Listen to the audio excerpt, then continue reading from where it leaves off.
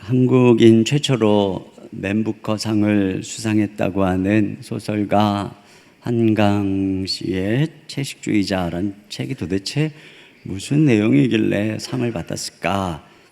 그래서 이제 서점에 가서 책을 사러 갔다가 그 옆에 그 베스트셀러 2위로 차지한 정유정 씨의 종의 기원이라고 하는 이제 소설과 다른 책 몇 권을 사서 이제 최근까지 읽고 있는데요.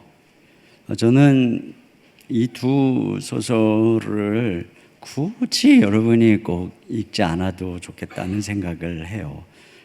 이 소설가 두 분에게는 죄송한데, 왜냐하면 이 두 책 모두 인간 안에 있는 본능의 추악함 그리고 악의 잔인함을 그리고 있기 때문입니다. 특별히 그 종의 기원이라고 하는 책은 오늘날 자주 이렇게 등장하는 소위 사이코패스를 다룬 소설입니다. 10살 아이가 경쟁심으로 한 살 위의 형을 바다로 밀어 죽이고 또 아무 가책이 없는 모습과 그 위에 어머니를 죽이고 이모도 죽이고 친구도 죽이고 그런 모든 상황 속에서 요동 없이 완벽하게 시나리오를 써가며 구성하며 알리바이를 구축해 나가는 참 그 모든 내용들이 참 읽기가 이렇게 참 쉽지 않은, 아직 다 이렇게 못 읽었는데 이걸 계속 읽어야 되나 이런 생각이 들게 하는 책이에요. 근데 이런 책이 왜 사람들에게 이렇게 많이 읽혀질까 생각을 해봤더니 실제로 우리가 사는 세상에 이런 사람이 점점 많아지는 거예요.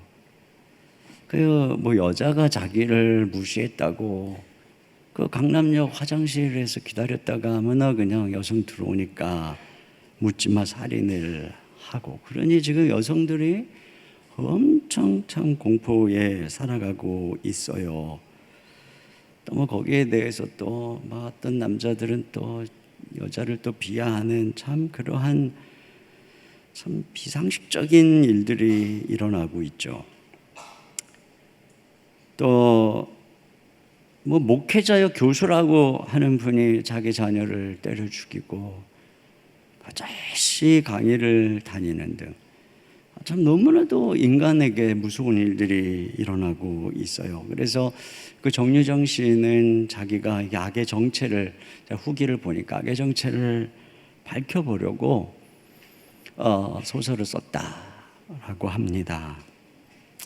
그런데 참 그분의 그 수고는 제가 치하하고 싶어요. 얼마나 어려운 일이겠습니까? 근데 악의 정체는 심리학적으로 사회학적으로 밝혀질 것이 아니라고 생각해요.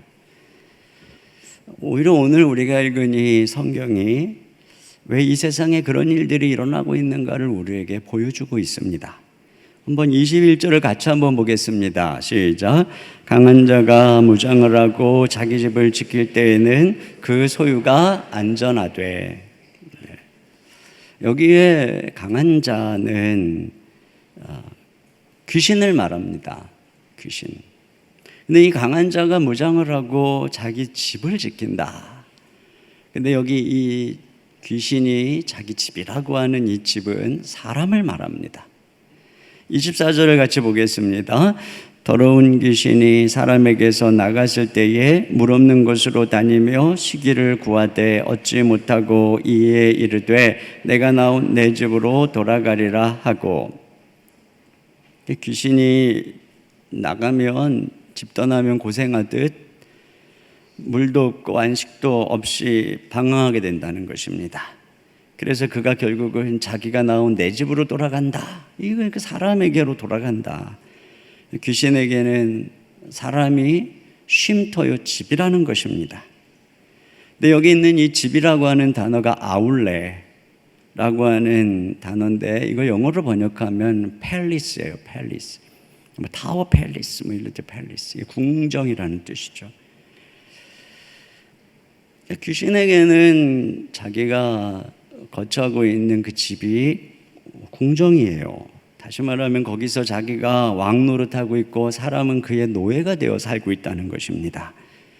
21절에 보면은 그의 소유다, 그 소유다. 그러니까는 귀신은 자기가 차지한 그 사람을 자신의 재산, 소유로 삼고 있다는 것입니다. 귀신이 어떤 사람을 정복하면 그 사람의 몸, 생각, 지식, 돈, 권력, 그 모든 것들을 소유로 삼고, 예를 들면 김정은, 그를 지배하고 그가 가진 모든 힘과 지위와 권력을 통해서 사람들을 괴롭히는 것입니다. 24절에 그를 더러운 귀신이다 이렇게 이야기합니다. 그러니까 더럽다는 것은 도덕적으로, 성적으로, 영적으로 더럽다는 것입니다. 어떤 자녀가 아주 좀 질이 안 좋은 아이를 사귀면 그 아이의 태도와 언행이 점점 질이 안 좋아집니다. 이것처럼 더러운 귀신의 지배를 받으면 사람이 더러워지죠.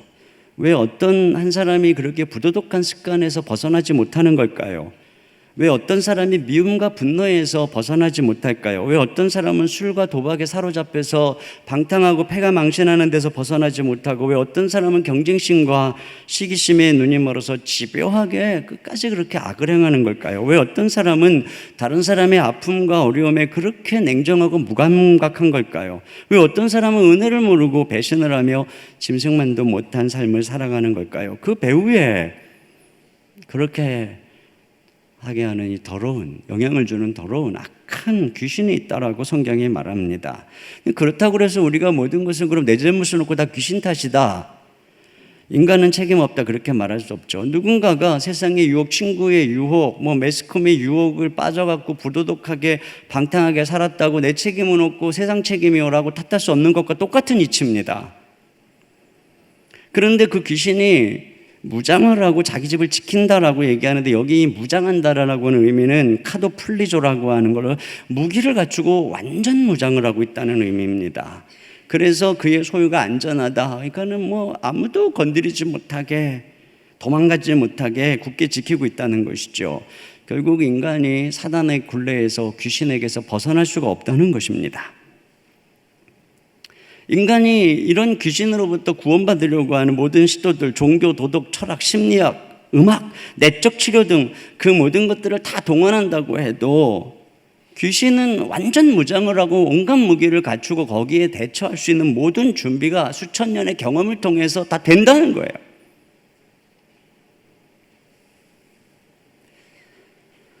여러분, 귀신이 얼마나 오늘날의 사람들을 강력한 이론으로 무장시키는지를 잘 보고 계십니다. 동성애자들이 어떻게 자신들을 합리화하고 있는지, 간음 등 성적인 방탕을 어떻게 합리화하고 있는지 뻔뻔하게 이론으로 무장하고 공격할 뿐 아니라 공세를 막아내고, 오히려 전통의 가치를, 인권을 탄압한다고 공격하며 종교, 도덕, 학교가 없는 세상이 천국인 것처럼 노래하고, 하나님을 만들어진 존재로 왜곡시키고 성경을 구시대적인 비인권적인 책으로 폄하합니다. 설교를 들으면서 마음에 동의가 되고 감동을 받을라 치면 귀신은 곧바로 목사에 대한 의심을 불어넣거나 예배 후에 즐거운 일을 생각나게 하죠. 번민과 고통이 있어서 잠시 하나님을 찾지만 마음이 평안해지면 다시 정욕으로 눈을 돌려서 그가 토했던 것을 다시 먹게 합니다. 귀신은 우리의 모든 약점을 다 알아요. 어떻게 자극하면은 그가 그냥 욱하는지, 어떻게 하면은 정욕에 사로잡히는지 다 알아요. 채식주의자라고 하는 소설에 보니까 아내가 말이죠, 처제의 엉덩이에 몽고반점이 있다는 이야기를 하니까 그 말 한마디에 그냥 남편이 마음에 정욕이 들끓어가지고 밤낮 그 생각에서 벗어나지 못하는 그런 모습이 그려져요. 여러분, 우리 아내들 말이에요, 남편들한테 절대 이런 식의 이야기하면 안 됩니다. 이게 마귀의 괴계예요, 마귀의 괴계. 술을 끊겠다고 결심하는 순간 술자리가 갑자기 많아지게 하고, 교회를 가겠다고 결심하는 순간 일요일마다 재미있고 매력적인 모임들이 줄을 이어서 그 결심을 흐트러지게 하죠. 그러니까 우리가 급소를 알아요.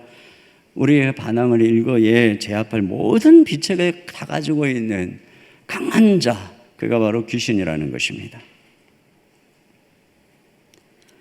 자, 그런데 오늘 성경에는 강한 자보다 더 강한 자가 나옵니다. 22절을 다 같이 봅니다. 더 강한 자가 와서 그를 굴복시킬 때에는 그가 믿던 무장을 빼앗고 그의 재물을 나누느니라. 여기에 강한 자를 굴복시키는 더 강한 자가 나오는데 그가 누구냐면은 바로 우리의 구원자 예수님이십니다. 예수님이 이 땅에 오셨느냐? 인간을 지배하고 있는 강한 자를 굴복해서 그를 무장해제시키고 인간을 해방시키려고 예수님이 오신 것입니다. 그러므로 이 땅에 강한 자로부터 우리를 구원해 줄 분은 오직 예수님밖에 없고, 예수님을 의지하고 예수님께 나가는 자만이 그의 삶에서 귀신이 쫓겨가고 해방에 이르게 되는 것이죠.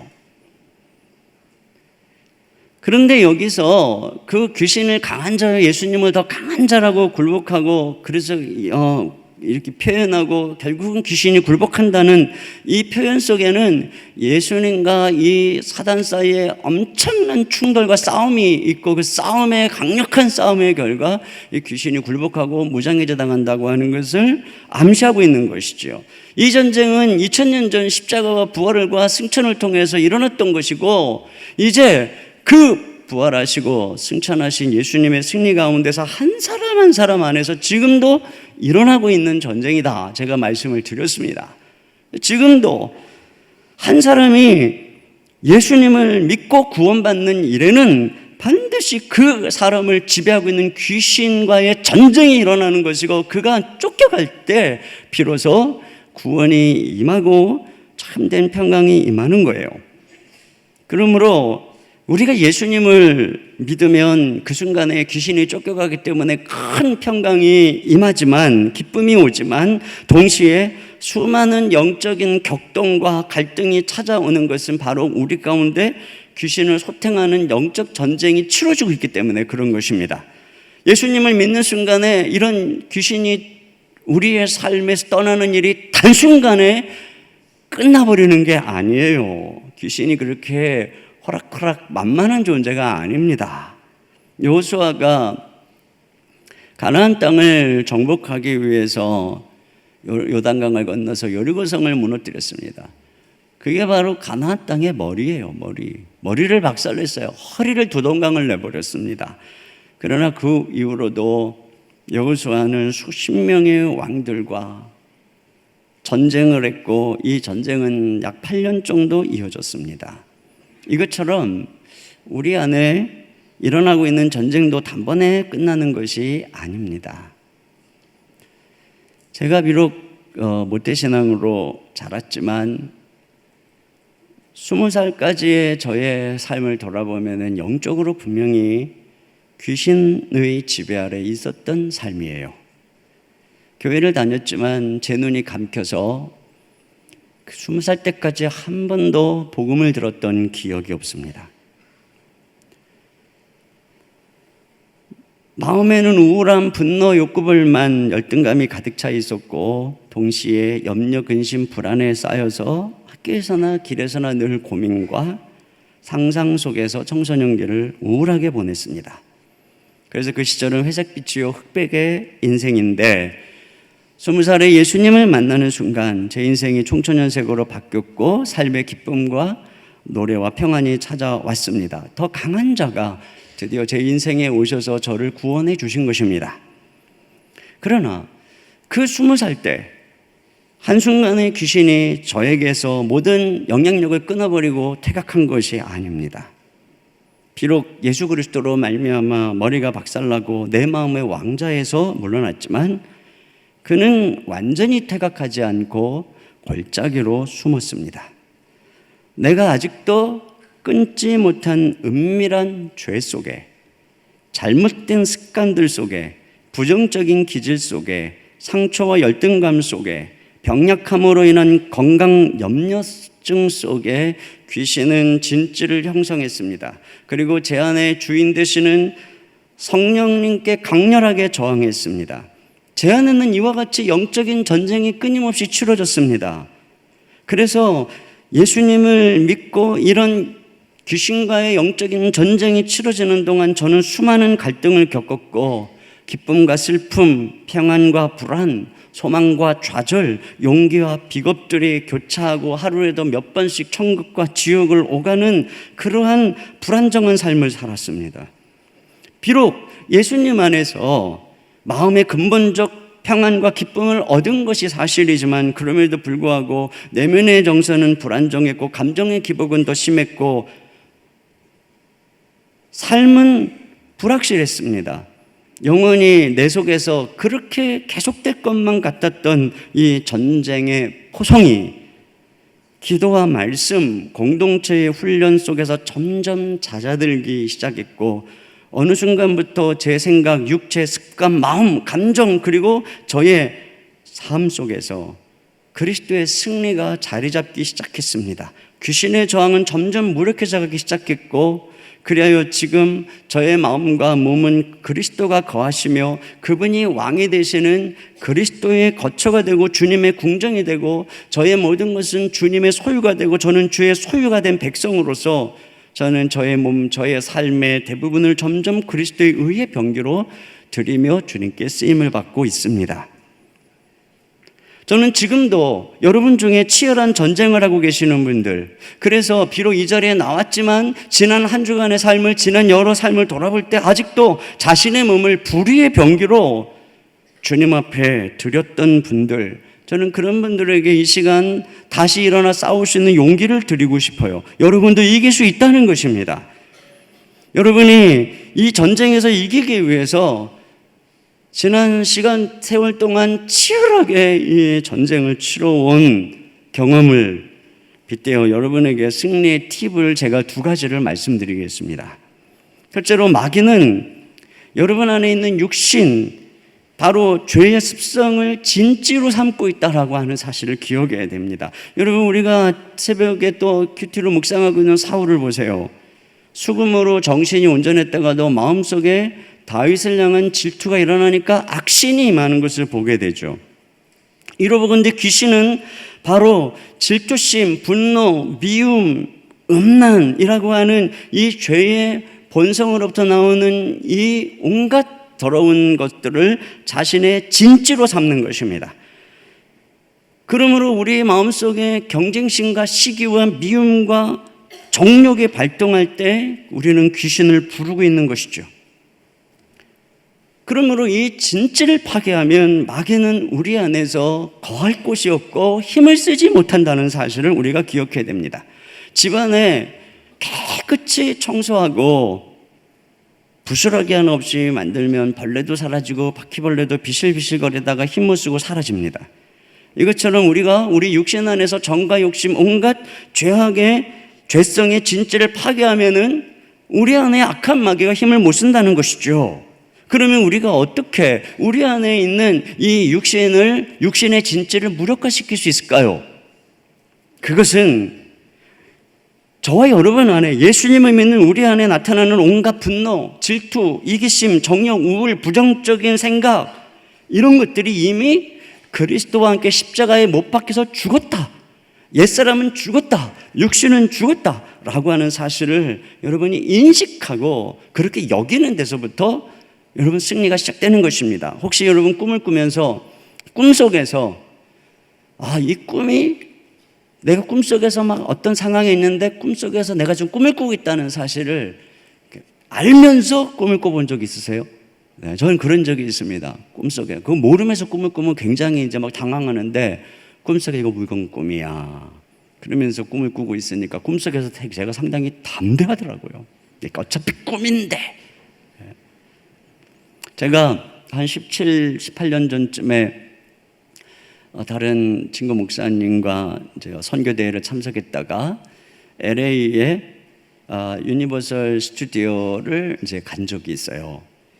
그때 이제 처음으로 거기서 이게 3D 영상으로 이렇게 이제 앞에 뭐 화면에 그냥 가사 공간 만들어가지고 막 비행하고 막 이런 이제 것을 탄 적이 있어요. 막 눈앞에 뭐 갑자기 엄청난 절벽 아래로 확 떨어지기도 하고 말이죠. 막 굴로 들어가기도 하고 막 빌딩숲 사이로 막 그냥 뭐 우주에서 그냥 운석 사이로 막 뭐 이런 것들을 볼 때 뭐 얼마나 정말 뭐 움찔움찔하는지요. 와, 막 심장이 두근두근 하더라고요.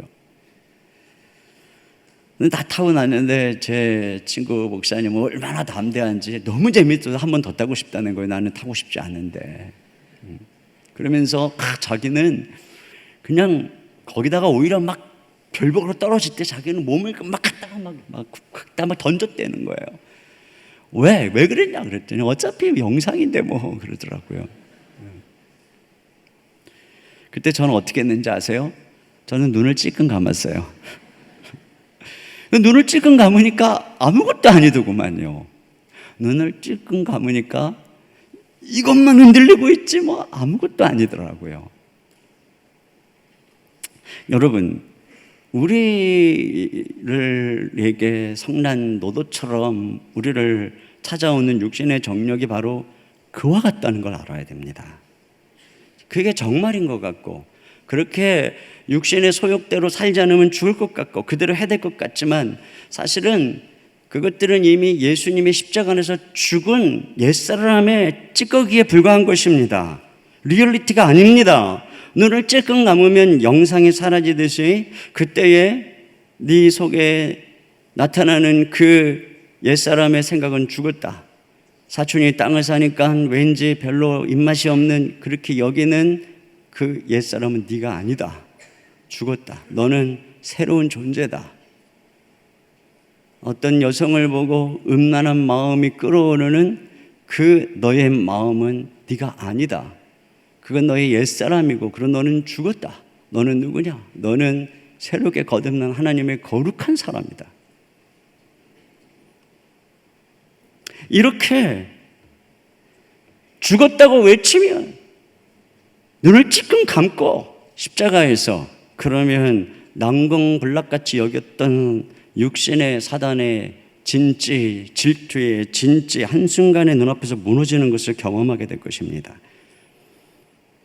사람들이 뭐 간밤에 꿈이 어떻고 꿈에 강력하게 사로잡혀가지고 꿈자리가 뒤숭숭하니 어쩌네 이런 얘기를 하는데, 꿈은 꿈이죠. 불길한 꿈이요? 그런 거 없습니다. 다 귀신의 장난이죠. 그건 내가 아니다. 선포하십시오. 예수님 안에서 네 인생은 승리했고 그리스도 안에서 이미 너는 복을 받은 자다. 이렇게 선포하십시오. 너는 옛사람의 환영일 뿐이다. 사라져라. 영상 게임처럼 여기세요. 무시해버리세요. 왜요? 왜 그게 가능합니까? 예수님 안에서 실제로 그렇게 일어났기 때문에 그렇습니다. 거기에 끌려다니지 마시라는 것입니다. 두 번째로, 귀신은 우리의 이 패배의식을 이용한다는 것을 알아야 됩니다. 우리는 오랜 동안 우리 안에 강자인 귀신의 지배 아래서 육신의 종노릇하며 살았습니다. 끊임없이 귀신이 그 내 안에서 끌어오르는 그 육신과 죄에 굴복하도록 만들었기 때문에 나는 절대로 이 기분에 굴복하지 않을 수 없어. 나는 이 분노에 굴복하지 않을 수 없어. 나는 이 음란한 마음에 굴복하지 않을 수 없어. 나는 이 시기심, 질투심에 굴복하지 않을 수 없어. 그렇게 패배의식을 가지게 만드는 것이 바로 귀신이라는 것입니다. 스스로 나는 못 이긴다. 그러나 여러분, 그때에 우리 속에서 끌어오르는 그 모든 옛사람의 죄성의 생각들은 다 죽었고, 우리 안에 그것을 뛰어넘고 이기게 하는 강한 자인 귀신보다 더 강한 예수님이 거하신다. 성령이 거하신다. 여러분, 우리가 이것을 인식해야 되는 것입니다. 그래서 우리 안에 계시는 성령님을 의지하고 그분을 부르고 예수님께 의탁할 때 그 주님께서 우리를 틈타는 모든 사단의 세력, 죄의 모든 유혹들을 일거에 제거해 주시고 성령의 능력으로 우리 가운데 충만케 해주시고 새 마음을 창조하시고 성령의 거룩한 심령으로 담대한 마음과 사랑의 마음과 근신하는 마음으로 우리 심령을 붙잡아 주는 것입니다. 여러분, 그렇게 우리가 우리 안에 계시는 성령님께 이 청하는 구조 신호가 무엇이겠습니까? 그거 바로 기도인 것입니다. 우리가 기도하기 전에 무슨 심리학책을 읽고 무슨 이야기를 이런저런 위로의 이야기를 들어도 마음의 불안과 재성이 가시지 않지만 언제요? 우리가 기도하기 시작할 때 참마음의 평강이 오고 기도하기 시작할 때 하나님의 능력이 우리 가운데 임하는 것은 바로 성령께서 귀신을 쫓아내고 오직 성령의 능력만으로 귀신의 모든 세력을 제거하기 때문에 그런 것입니다. 그래서 예수님께서도 제자들에게 시험에 들지 않게 깨어있어 기도하라. 매일의 기도를 무릎을 꿇을 때 귀신이 떠나갑니다. 이렇게 해서 결국 이 싸움에서 이겨서 귀신이 나갔어요. 24절을 보십시오. 같이 읽겠습니다. 상반절. 더러운 귀신이 사람에게서 나갔을 때에 드디어 귀신이 나갔어요. 이런 상태를 25절에 뭐라고 그럽니까? 같이 읽습니다. 시작. 네. 지금 이 집은 귀신에 의해서 망가졌던 집이에요. 그런데 이제 청소되었다는 거예요. 수리되었다는 거예요. 여러분, 누가 귀신에 의해서 망가지고 상처 입고 무너져가는 삶을 깨끗하게 청소하고 수리하고 회복시켰습니까? 예수님이죠. 오랜 싸움 속에서 결국 그리스도께서는 귀신을 쫓아냈고 그 망가진 내면, 습관, 은밀하게 숨어있던 모든 죄를 다 제거하고 깨끗하게 청소한 것입니다. 건강을 회복시켜 주시고 마음의 상처도 치유된 것입니다. 수리가 된 것입니다. 삶의 어지러운 모든 것이 다 바로 잡히고 모든 것이 정상적으로 돌아온 것입니다. 드디어 방황은 그치고 평화가 온 것입니다. 그런데 무엇이 문제입니까? 문제는 지금 그 집이 빈집이라는 거예요. 여러분, 오늘 이 본문을 묵상하면서 정말 의아한 것이 바로 이 부분입니다. 분명히 귀신은 제 발로 나간 게 아니에요. 귀신이 왜 나갑니까? 나가면은 개고생인데 귀신이 왜 나갑니까? 안 나갑니다. 그런데 그 귀신을 내쫓고 그 집을 청소하고 수리해 준 것은 바로 우리의 구원자, 귀신보다 더 강력한 분 예수님인 것이죠. 그래서 그 예수님을 의지해서 회복된 것이고 평안을 찾은 것입니다. 그런데 어떻게 그 집이 빈집이 될 수 있느냐? 이게 의아한 겁니다.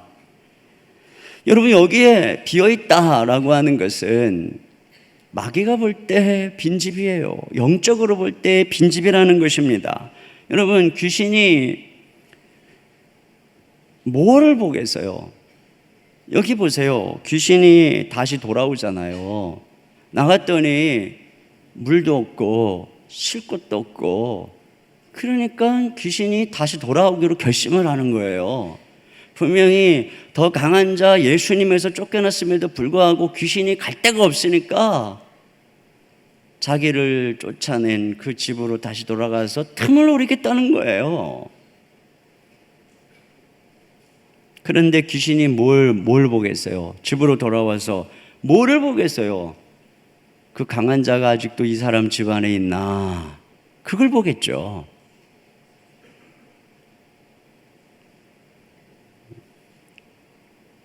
그런데 귀신이 와서 보니까, 정든 집에 와서 문틈으로 이렇게 보니까 너무 적막해요. 누가 있으면, 빈집이 아니면 대화 소리가 들려야 되는데 아무 대화 소리가 안 들려요.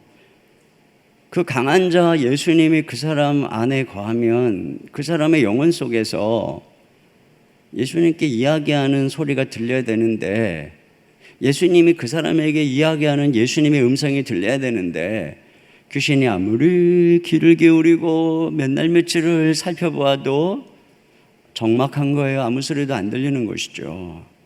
왜요? 이 사람이 기도를 안 하니까, 이 사람이 말씀을 안 들으니까. 이 사람이 지금 그리스도와 교제를 안 하는 거예요. 교회도 가고 종교생활도 하는데 그리스도와 교제가 없는 거예요. 교회 사람들은 만나는데 예수 그리스도와 교제가 없는 거예요. 결국 예수님과 교제하지 않고 예수님을 주인으로 섬기지 않는 그 집은 귀신이 빈집으로 간주하는 거예요. 자기를 방해하고 위협할 존재가 없잖아요. 기도가 사라진 집, 그리스도의 말씀이 사라진 인생은 빈집이라는 것입니다. 여러분, 어떻게 이게 가능해요? 여기서 우리가 오늘 중요하게 살펴봐야 될 대목이 있어요. 이스라엘 백성들의 문제가 무엇입니까? 그들이 가나안 땅에 들어갈 때, 너희들이 원주민 다 몰아내고 가나안 땅을 차지할 때, 그때 너네가 나 잊으면 안 된다. 이게 주님의 경고였어요. 신명기 8장 12절 나같이 읽습니다. 12절부터 14절 시작. 내가 먹어서 배부르고 아름다운 집을 짓고 거주하게 되며 또 내 소와 양이 번성하며 내 은금이 증식되며 내 소유가 다 풍부하게 될 때에 내 마음이 교만하여 내 하나님 여호와를 잊어버릴까 염려하노라. 그 신명기에 너 가나안 땅 들어가서 잘 살게 되면은 말이야, 나 잊어버리면 안 된다라고 하는 경고가 7, 8번이 나옵니다. 그런데 그들이 어떻게 했습니까?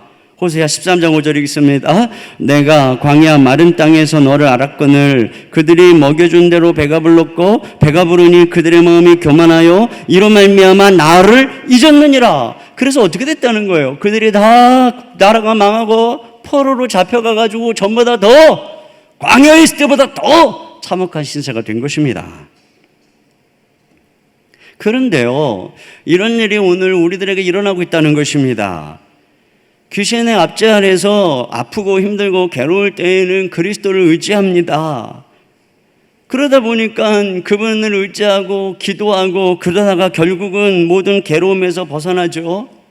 그렇게 해서 살만하니까 이제 죄와 나쁜 습관에서 벗어나서 그래도 내가 다른 사람보다는 더 도덕적으로 사니까 건강도 회복하고 가정도 행복해지고 아이들도 잘 자라고 사업도 든든하고 사람들에게 인정과 존경도 받으니까 어떻습니까? 슬슬 잊어버리는 거예요. 기도도 약해지는 거예요. 말씀 듣기도 게을리하는 거예요. 여러분, 예수님께 불쌍히 여겨달라고 소리 지르던 열문둥이 아시죠? 10명의 나병 환자, 그 중에 고침받았어요. 무슨 얘기입니까? 깨끗이 청소되고 수리됐다는 것입니다. 그런데 그러고 나서도 잊어버리지 않고 예수님께 돌아와서 감사한 나병 환자 1명입니다. 다른 9명은 아쉬울 때는 불쌍히 여겨달라고 찾고 부르짖고 난리를 치더니 낫고 나니까 잊어버린 것입니다. 이처럼 예수님으로 말미암아 회복되고 삶의 평안을 찾으니까 고침을 받으니까 어떻습니까? 주님을 잊어버리는 거예요. 이제는 전처럼 그렇게 간절하게 예수님 찾지 않아도 저 이제 잘 살 수 있어요. 혼자서도 잘할 수 있어요. 그런데 중요한 게 무엇입니까? 이 상태가 바로 영적으로 빈집의 상태라는 거예요. 그럼 이 상태에 어떤 일이 일어난다는 것입니까? 26절 같이 읽겠습니다. 이에 가서 저보다 더 악한 귀신 7을 데리고 들어가서 거하니 그 사람의 나중 형편이 전보다 더 심하게 되느니라. 돌아가서 악한 귀신, 자기보다 더 악한 귀신 7을 데리고 그 집에 들어간다는 거예요. 여러분, 7 귀신이라는 것은 완전한 악함, 비열함, 장악을 말하는 것입니다. 여기서 우리가 사정이 악화됐다 그러니까 이것이 마치 무슨 거라사 강인처럼 벌거벗고 미친 사람처럼 됐다 이렇게 생각하기 쉬운데요. 여러분, 오늘 이 본문에서 이제 나중에 또 뒤에 가서 보면 알겠지만 예수님은 이것을 1차적으로 바리새인들에게 비교하고 있다는 사실을 인식해야 됩니다. 미쳤다. 이걸 여러분 무슨 정신에 헷가닥 돌았다 이렇게만 생각하면 안 됩니다. 오늘 한국교회를 가장 어지럽게 하는 분들은 누굽니까? 한때 교회에 다녔던 분들입니다. 은혜도 받았던 분들입니다. 그런데 이런저런 일로 교회를 떠난 분들이죠. 영적으로 말하면 귀신이 다시 들어가 그를 장악한 사람들입니다. 지금 그들이 어떻습니까? 교회에 대해서 강력한 안티그룹이 되었습니다. 그동안 교회에서 들었던 모든 경험, 재정부의 경험, 전도의 회장, 임원의 경험, 목사님과 친해서 알고 있는 모든 사생활의 경험, 그리고 성경 지식을 동원해서 교회와 교회를 공격하고 성경을 부정하죠. 목사와 교회의 약점을 파헤치고 그렇게 해서 교회를 파괴하는 것이 세상에 평화가 오는 길이라고 확신하고 있어요. 제가 지금 교회가 잘났다는 얘기를 하는 게 아니고 이와 같이 쓰임받고 있다는 것입니다. 전보다 상황이 아주 안 좋아졌죠. 청소되고 수리되었으니 어떻습니까? 두 다리 회복됐습니다. 두 팔 회복됐습니다. 지혜, 재력, 직장이 멀쩡해졌습니다. 교회에서도 중직자가 되었습니다. 그런데 그러한 그를 귀신이 사로잡으니 얼마나 그의 파괴력이 커지겠습니까? 귀신이 그를 사로잡아 얼마나 효과적으로 하나님의 나라와 교회를 파괴하고 해방하겠습니까? 그러니까 교회의 분쟁이 끝나지 않고 가정이 파괴되고 기독교 부모를 둔 목사, 장로, 부모를 둔 자녀들이 교회를 떠나버리게 되는 것입니다.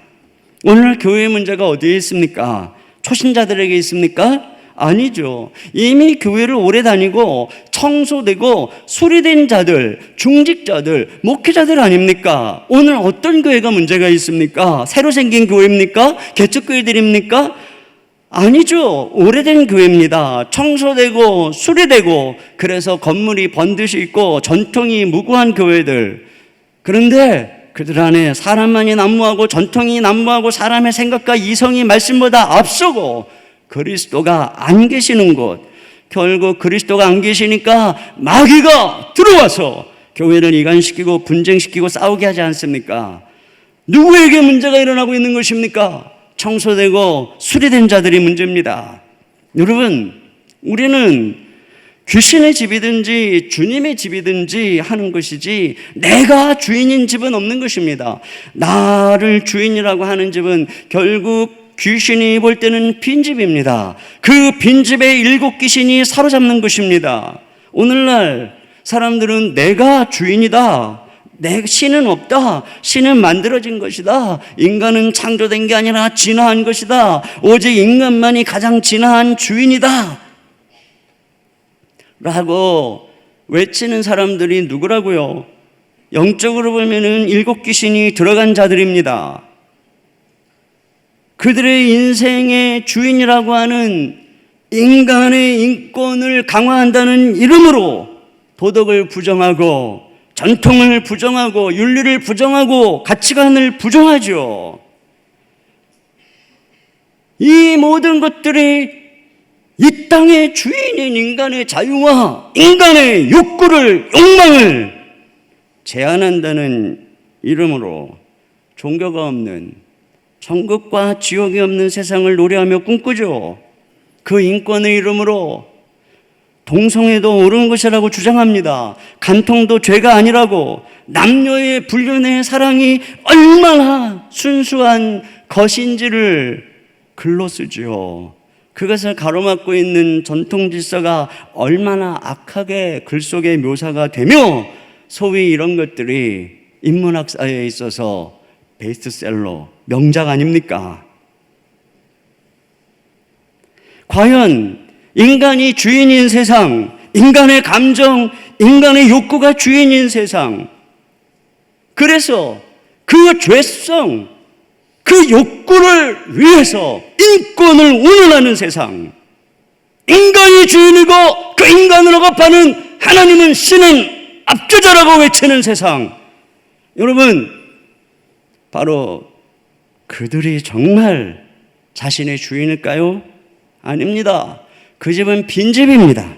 7 귀신이 들어와서 그들을 장악한 것입니다. 세상은 그렇게 점점 더 귀신화되어가고 있는 것이에요. 여러분, 은혜 받았습니까? 소재되었습니까? 청소되었습니까? 회복되었습니까? 그래서 살만합니까? 떳떳합니까? 사람들 앞에 책 잡힐 것이 없을 만큼 그래도 나 정도면 괜찮지 이렇게 생각하십니까? 나름의 교養있고 봉사도 하며 그런 그럴듯한 삶을 사십니까? 선줄로 생각하십니까? 넘어질까 조심하라고 하셨습니다. 그때가 가장 위험한 때입니다. 슬슬 기도가 약해지고 간절함이 사라지고 있습니까? 무릎 꿇는 일이 사라지고 있습니까? 말씀을 묵상하지 않고 깨달아지지도 않고 설교 말씀이 들리지도 않고 교회에는 올지 모르지만 전혀 그리스도가 마음에 살아계시지 않는 빈집, 여러분, 그것이 얼마나 위험한지를 기억하셔야 됩니다. 진짜 위험한 일이 여기서부터 오고 있는 것이고, 지금 바로 이 한국교회는 7 귀신에 사로잡힌 사람들로 인해서 심각하게 어려움을 당하고 있는 거예요.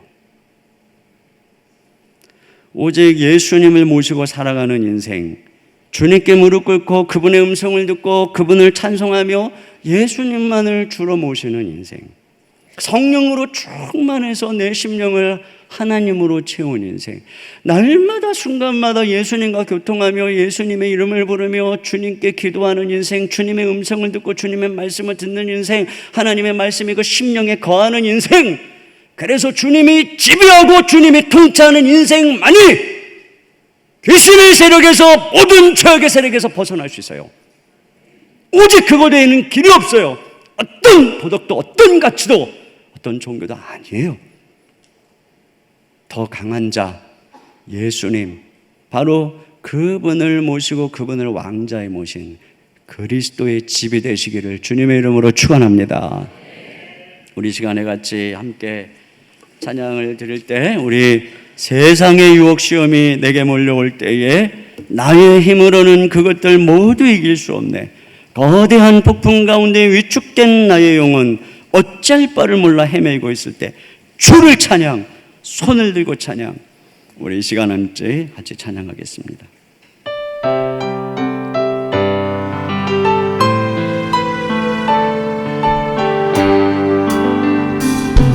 세상의 유혹 시험이 내게 몰려올 때에 나의 힘으론 그것들 모두 이길 수 없네.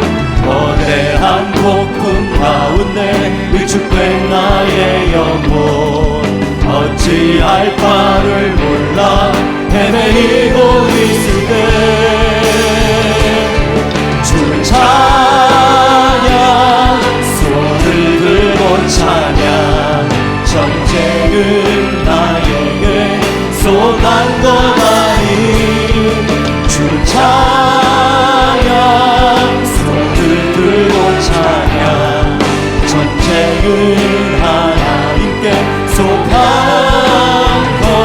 것이니. 거짓과 속임수로 박수치며 찬양합시다. 가득 찬 세상에서 어디로 갈지 몰라 머뭇거리고 있네. 공중의 권세 잡은 자 지금도 우리들을 실패와 절망으로 넘어뜨리려 하네. 주를 찬양, 손을 들고 찬양, 전쟁은 나에게 속한 것 아니니. 주를 찬양, 손을 들고 찬양, 전쟁은 하나님께 속한 것이니. 주위를 둘러보면 주위를 둘러보면 아무도 없는 듯 믿음의 눈을 들면 보이는 분 계시네. 지금도 내 안에서 역사하고 계시는 사망과 어둠의 권세 물리치신 예수님. 주를 찬양, 손을 들고 찬양, 전쟁은 나에게 속한 것 아니니. 주를 찬양, 손을 들고 찬양, 전쟁은 하나님께 속한 것이니. 우리 시간에 같이 기도하겠습니다.